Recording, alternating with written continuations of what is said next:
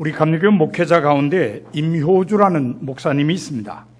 부천에서 목회를 하는데 감사, 그 놀라운 이야기들이라는 책을 쓴 저자입니다. 임효주 목사는 목회자가 되기 전에 알코올 중독자였습니다.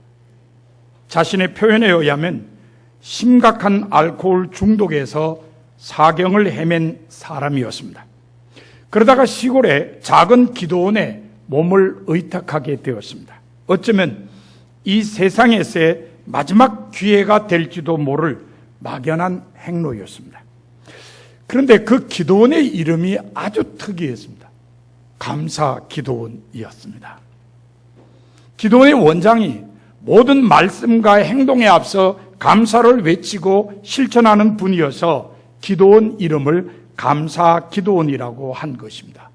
원장에게는 살아있음이 감사요, 입고 먹고 자는 모든 것이 다 감사였습니다. 알코올 중독자 임효주는 그 기도원에서 하나님의 치유를 경험하며 감사로 사는 법을 배웠습니다. 감사라는 것이 막연하고 관념적인 것이 아니라 실제적인 힘이요 능력이라는 사실을 깨달은 것입니다. 기도원에서 완쾌되어 나온 임효주는 과거의 자신처럼 알코올 중독자로 사는 사람들을 위한 사역에 몸담기로 결심했습니다. 그래서 협성대학교 신학교에 입학을 했습니다. 신학을 공부했습니다. 졸업 후에는 선양원이라는 알코올 중독자 치유 공동체를 만들었습니다. 이 공동체에 들어온 알코올 중독자들에게 임효주는 감사로 인해서 자기에게 생긴 변화를 모든 사람에게 설명했습니다. 그리고 그들에게도 감사를 실천하라고 권했습니다. 시간이 지나면서 그들 가운데 감사를 실천하면서 변화하는 사람들이 나타났습니다. 예를 들면 오랫동안 불면증으로 고생하던 사람이 늘 감사하다고 말하고 실천하면서 복용하던 수면제의 양을 점점 줄이게 되었습니다. 사람 만나는 것을 늘 두려워하던 사람이 감사를 실천하면서 즐거운 마음으로 사람을 만날 수 있게 되었습니다. 가족이 싫어서 집을 뛰쳐나온 사람이 감사를 실천하면서 가족과 재회하게 되었습니다. 이런 변화로 인해서 공동체 안에 감사 모임이 결성되었습니다. 그리고 감사 모임이 확장되어서 감사 학교가 생기게 되었습니다. 감사 학교는 주변 사람들에게 알려져서 공동체 안에 있는 알코올 중독자뿐만 아니라 다양한 바깥 사람들이 들어와서 함께 참여하고 변화를 경험하게 되었습니다. 임효주 목사는 이러한 사역을 통해 감사는 알코올 중독자를 치료하는 도구일 뿐만 아니라 모든 사람에게 있어서 치유 상담의 중요한 도구이며 삶의 평화를 이루는 처방임을 알게 되었습니다. 감사의 힘을 인정하고 감사를 실천하는 운동을 펼친 사람은 임효주 목사만이 아닙니다. 손욱 전 농심그룹 회장도 감사 운동을 펼친 사람입니다. 손욱 전 농심그룹 회장은 행복나눔 125를 창안했습니다. 125에서 1은 일주일에 한 가지 이상 좋은 일 하기입니다. 2는 한 달에 2권 이상 책 읽기입니다. 5는 뭘까요?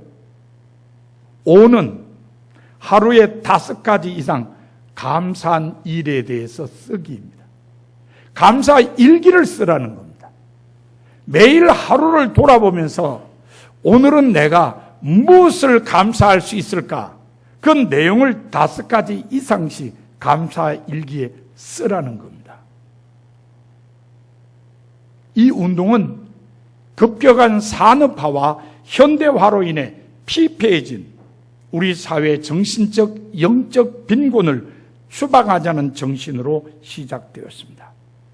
이 운동이 전개되면서 나타나는 현상은 이 운동에 참여한 사람들이 감사를 실천하면서 큰 변화를 경험했다는 겁니다. 이런 현상이 일어나는 이유가 도대체 무엇일까요? 그것은 감사하는 마음을 가지면 모든 것이 소중하게 여겨지기 때문입니다. 예를 들어 보겠습니다. 음식을 먹을 때 늘 감사하는 사람. 그 사람은 자신을 위해 희생된 생명체와 음식이 만들어지기까지 수고한 모든 사람을 소중히 여깁니다. 그래서 음식에 대해 감사하는 사람은 함부로 음식물을 버리지 않습니다. 그리고 수고한 사람들을 업신 여기지도 않습니다. 이렇게 보면 이 땅에 사는 모든 사람은 감사하는 마음으로 살아야 하는 것이 당연한 것처럼 여겨집니다. 눈에 보이는 사물에 대해 감사하며 살아야 합니다. 모든 사람, 더불어 함께 사는 모든 사람에 대해서도 감사하며 살아야 합니다. 더 나아가 모든 사물과 사람을 주관하시는 하나님께도 감사하며 살아야 합니다. 이것이 당연한 일입니다. 하지만 안타깝게도 많은 사람이 감사를 잃어버리고 삽니다. 감사보다는 불평과 원망을 앞세우며 사는 사람들이 우리 주변에는 참 많습니다. 왜 사람들이 감사를 잃어버리고 살까요? 그 이유는 이기적인 욕망에 사로잡혀 살기 때문입니다. 구약성경 민수기 11장에 보면 이스라엘 백성들이 광야 생활을 하던 중에 다베라에서 하나님께 불평을 한 이야기가 기록되어 있습니다. 불평의 내용은 먹을 것이라고는 만나밖에 없으니 입맛도 떨어지고 기력도 쇠하여졌다는 것입니다. 하나님께서 백성들이 불평한 소리를 들으시고 메추라기를 보내주셨습니다. 그래서 백성들은 그날 온종일 그리고 밤새도록 또 이튿날 또 온종일 메추라기를 모아서 진 주변에 늘어놓았습니다. 하지만 고기가 아직 백성들의 이 사이에서 씹히기도 전에 하나님께서 극심한 재앙으로 백성들을 치셨습니다. 많은 사람이 죽었습니다. 그래서 그곳 이름을 탐욕의 무덤이라고 불렀습니다. 탐욕에 사로잡힌 백성을 거기에 묻었기 때문입니다. 이스라엘 백성은 광야에서 먹을 것이 없어 굶어 죽는 일을 겪지 않았습니다. 하나님께서 날마다 만나를 내려주셨기 때문입니다. 그러므로 만나를 먹을 때마다 생명을 연장시켜 주시는 하나님께 감사해야만 했습니다. 그렇지만 이스라엘 백성은 감사하지 않았습니다.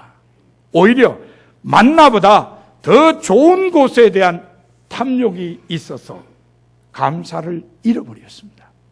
감사를 잃어버린 그들의 입에서 나온 말은 온갖 불평과 원망이었습니다. 이 점에서 오늘 본문은 우리에게 중요한 깨우침을 줍니다. 본문에는 사도 바울이 빌립보 교인들에게 세 가지 권면을 한 것이 들어있습니다. 첫째가 무엇이죠? 항상 기뻐하라는 것입니다. 둘째는 무엇이죠? 성도의 관용을 모든 사람에게 알리라는 것입니다.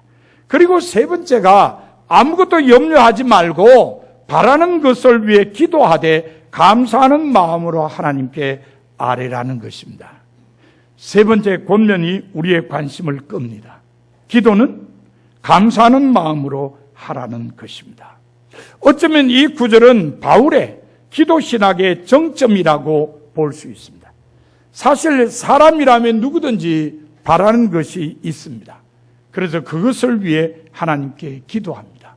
그런데 중요한 것은 그때 어떤 마음으로 기도하느냐는 것입니다. 앞서 언급한 이스라엘 백성은 불평으로 자기들이 바라는 것을 표현했습니다. 만나 외에도 먹고 싶은 것이 많은데 왜 매일 만나만 주느냐고 불평했습니다. 이 사람들이 진짜 하고 싶은 이야기는 뭐죠? 만나 외에 다른 것도 좀 달라는 겁니다. 그런데 표현을 왜 만나만 주느냐고 하나님께 불평한 것입니다. 바울의 입장에서 보면 이것은 매우 잘못된 일입니다. 만나 외에도 먹고 싶은 것이 많다고 할지라도 먼저 지금까지 만나를 주셔서 생명을 이어오게 해주셨음을 감사해야 합니다. 먼저 감사해야 됩니다. 그리고 만나 외에 먹고 싶은 것을 주시면 더욱 감사하겠다고 아뢰어야 합니다. 그것이 올바른 자세입니다. 오늘은 맥주 감사절입니다. 지난 상반기를 돌아보며 하나님께 감사하는 절기입니다. 오늘 여러분에게 주시는 하나님의 말씀은 무엇이든지 바라는 것을 감사하는 마음으로 아뢰라는 것입니다. 그리하면 사람의 헤아림을 뛰어넘는 하나님의 평화가 여러분의 마음과 생각을 그리스도 예수 안에서 지켜줄 것이라고 하셨습니다. 사랑하는 성도 여러분, 여러분이 하나님께 바라시는 것은 무엇입니까?